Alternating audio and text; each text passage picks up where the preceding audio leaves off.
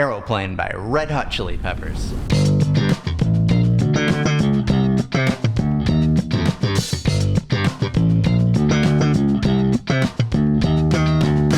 Okay, so say this rhythm with me. Dun da da da da da dun da da da da da. Let's call this the most useful slap pattern. Most useful slap pattern. Why most useful? Because if you learn it, then you can play coffee shop. Tell me, baby. Get on top bridge.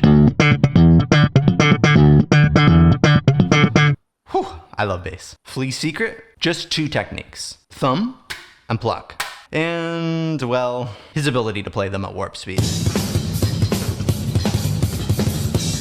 Anyway, here's how to play Aeroplane.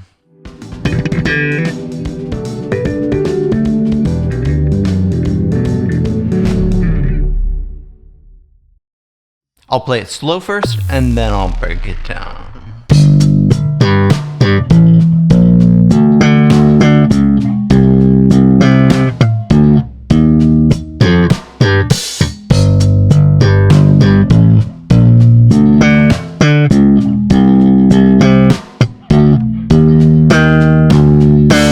So with your left hand, you want to use index and pinky, just it fits perfectly. And from here on out, we're going to be using the most useful slap pattern a lot. Most useful slap pattern. So when I do this little walk up from 5 to 6, I'm using my ring finger for that because it sets up the next octave perfectly. You want to let the strings ring out instead of muting them. And when you do that little chromatic walk down, just use your index finger. Another most useful slap pattern.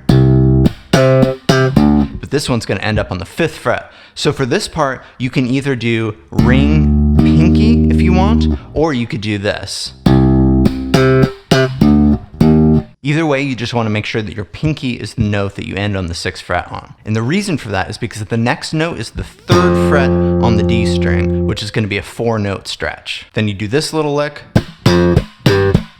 Even though this one is only a 3-fret span, you want to make sure that you do the 5th fret on the D with your pinky. That's because the next part of the line is starting over again. So if you have your pinky on the 5th fret of the D string, that puts your index finger in perfect position to go down to that 3rd fret and start over. And that's why it's such a big deal to use the correct fingerings, because if you do it right, it makes it easier. Quick side note. If thumbing on the inside strings feels a little tight to you, try this. Mute the strings with your left hand, thumb on E, and then G. And then do E to D. Then E to A. And then go back to E to D. And just do that over.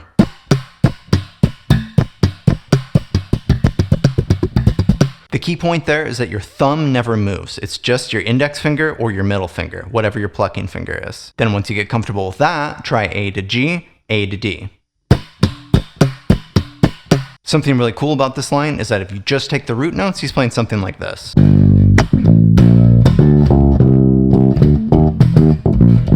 And that is why I love bass. It's because you get melody and percussive rhythm at the same time.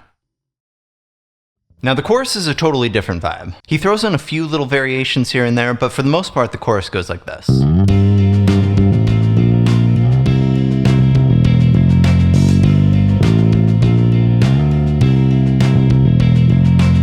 For variation 1, he does this.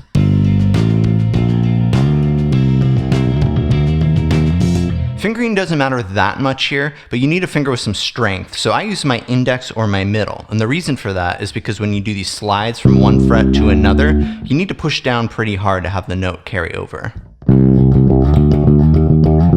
And the cool thing here is that he attacks the note with the right hand and then slides to the next fret without attacking again. So you get 2 notes out of 1 pluck in the right hand. So when he does this, he's getting 4 notes, but he's only doing 3 plucks. The right hand is just doing. And if you ever just want to practice a scale like this.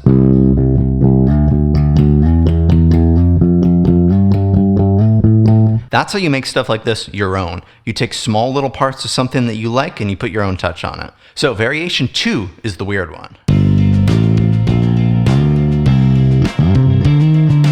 So coming out of this,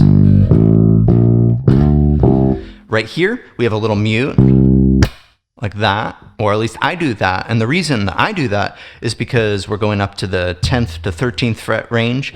And when I do that big jump, see, there's a little bit of string noise. So if I do that mute in the middle of it, covers up a little bit of it. Then there's this cool little part.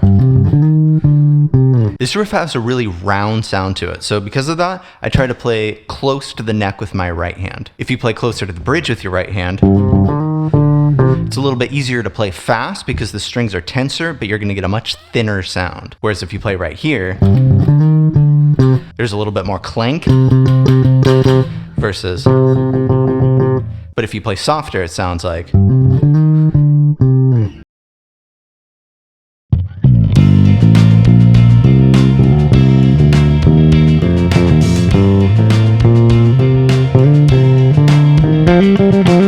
All of this is just a G minor scale with some rhythms attached to it, which I think is a perfect segue to say that if you want to practice your scales and sound boring, do this.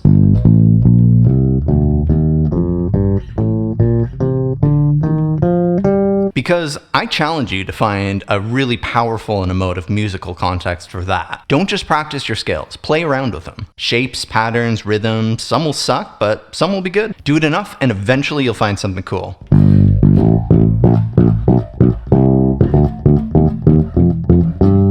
That is what music is all about. Experimentation. So with that, there's some stuff to work on, and I hope that you got something out of it. If you have any questions, ask me in the comments. And don't forget, have fun. Thanks for watching. See ya.